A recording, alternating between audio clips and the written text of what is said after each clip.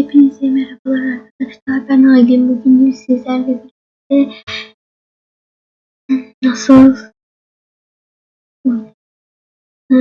birlikte nasıl bilgisayarın kendi duvar kağıdına nasıl duvar kağıdınızı değiştirirsiniz onu göstereyim. İsterseniz hemencik videoya geçelim. Arkadaşlar şimdi gördüğünüz gibi ana ekrandayız. Bunun için biz Google'a geçiş yapmamız gerek. Evet, geçişimizi yaptık. Şimdi ilk öncelikle buraya hangi bir fotoğraf istediğinizi yazıyorsunuz. Ben önceden yüklemiştim ancak size yükleme işini de göstereceğim. Neyse buraya kısaca yazıyorum. Bilgisayar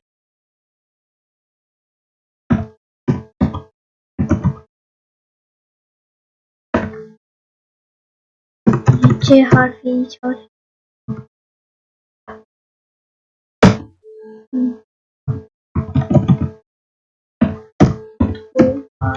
Aldı dansları. Burada ben Azerbaycan olarak yaptım. Hatta Google arka planı da bile var. Neyse biz geliyoruz buraya. İlk öncelikle bize Argus böyle bir koyalım. Hemen ben bunu yapacağım. Bunu yapacağım. Azerbaycanlı olduğum için onu yapacağım. Şimdi buradan sağ tık yapıyoruz. Mouse'umuzda sağ tık yapıyoruz. Fotoğrafın üstüne ilk öncelikle fotoğrafın üstüne ilk öncelikle geliyorsunuz ve sağ tık yapıyorsunuz. Sonra oradan sağ ve bas yapıyorsunuz. Buradan hemen böyle isim verelim. Bu arada gülmeyin. Herkesin şeyi böyle galerisi böyle bana göre benim yaştakileri. Neyse buraya da az yazalım. Evet gördüğünüz gibi şu anda yüklenmektedir. Şöyle bakalım buradan.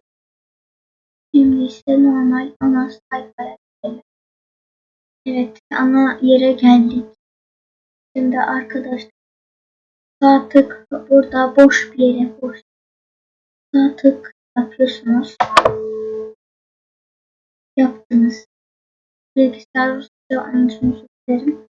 Buradan en sonuncusuna basıyorsunuz.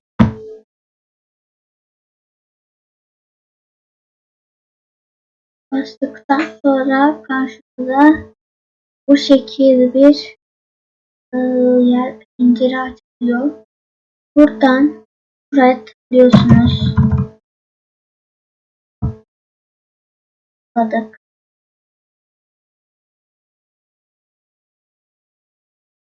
Şimdi buradan arkadaşlar en sonuncusuna tıkladıktan sonra biz burada dosya şeklindekilere değil burada görünen şeyi yapacağız.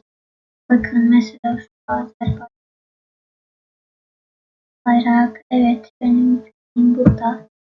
Buna tıklıyoruz ve buna da basıyoruz.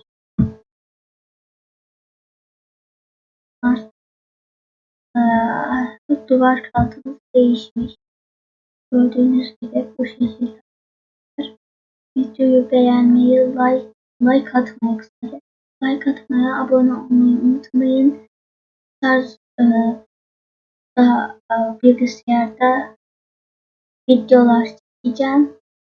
İnşallah bilgisayarımızı Rusçadan çıkartabiliriz. Bu arada 8.1 yani bu 5960 yani birkaç şeye gücü yetmiyor desem daha iyi olur. Neyse görüşmek üzere. Like atıp abone olmayı unutmayın. Bye bye.